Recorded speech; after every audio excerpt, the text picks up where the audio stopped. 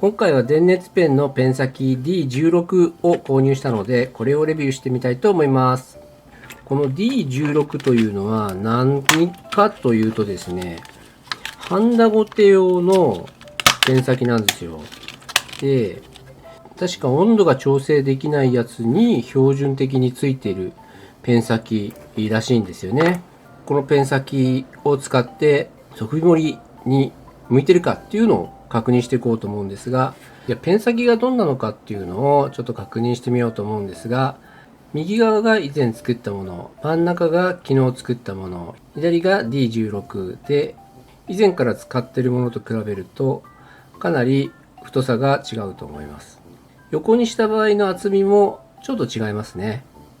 これもこの D16 を狙って作ってるわけじゃないので、しょうがないんですが、あと先端の幅もちょっと違いますね。私が作った方がちょっと太いです。先っぽはですね、ほとんど同じ。ちょっと角張ってるかなとは思うんですが、このぐらいだったら側首に影響ないんじゃないかなと思います。こんな感じの違いですね。もともとこういう感じで、トウモロコシというよりか三角とんがりコーンみたいな感じの形なんで、まさに加工しなくても良さそうな大きさですよね。私がこれなんで買わなかったかっていうと、ここの先だけですね、ちょっとなんか色が違うんですよ。でこれ金属が違うのかなって思ってたんですけど、ここが削りたい時に削りにくかったら嫌だなと思って買わなかったんですが、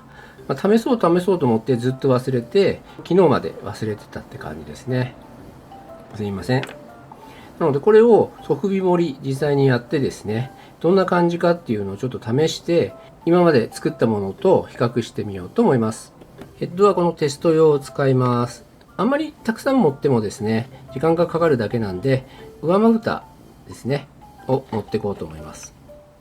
私のはあまりにも雑なんで、参考にはならないかなと思うんで、よく溶かしながらやってみたいと思います。で、メモリは今 3.8 です。いつも使ってる温度でやってます。何が違うってわけではないので、溶け具合とかは多分大丈夫じゃないかなと。これですね、側尾盛りをするときに裏に裏打ちをした方がアイホール盛りやすいので、盛り用のですね、レジンをただ固まらせたものを使ってます。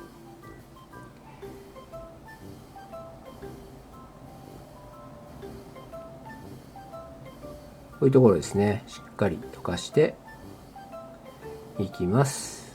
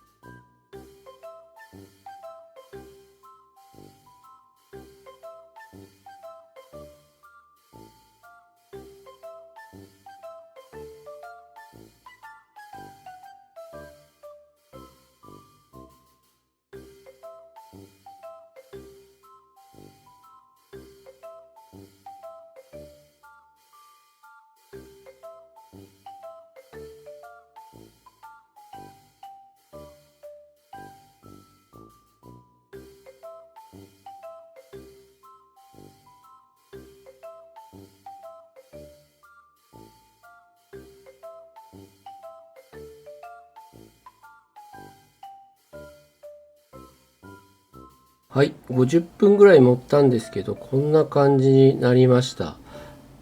一番最初よりかなり漏れてるのがわかると思います。表面もペン先でこうなだらかにしてたんで、結構ボコボコが少ないと思います。きちんとですね、裏も届くので、とっても綺麗になってます。この目の際とかも細いので、全然入りますし、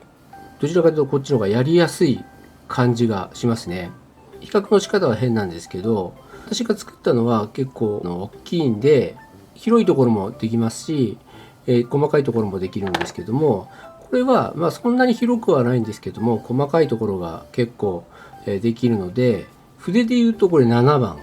で、こっちは5番と3番ぐらいのそんな感じの違いですね。昨日加工する動画を作ったんですけども、加工めんどくされればですね、この D16 を買った方が早いですね。こっちの方が加工もしないですし、ダイヤモンドヤスリもいらないですし、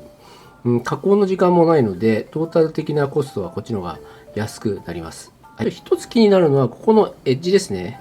ここは少し削った方がいいかもしれないですね。こうやって全体的に当てたい時にここのエッジが当たると線が入っちゃうんですね。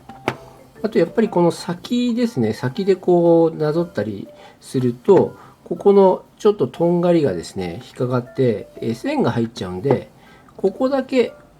ほんの少しだけ削ってあげると、こういうところを撫でても線が入りにくいんで、横そふい盛りがやりやすいと思います。はい、ということで検証終わったんですが、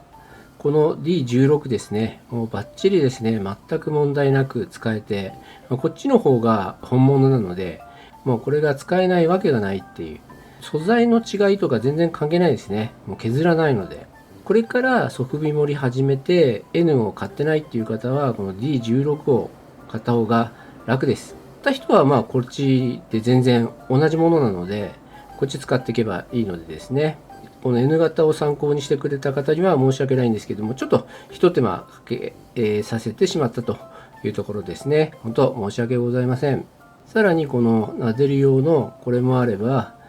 もう怖いもんなしみたいな状態なんで、今後はですね、この D16 を進めていこうと思います。はい、ということで今回の動画は以上で終了です。次の動画でお会いしましょう。ではまたね、バイバーイ。ごめんねー。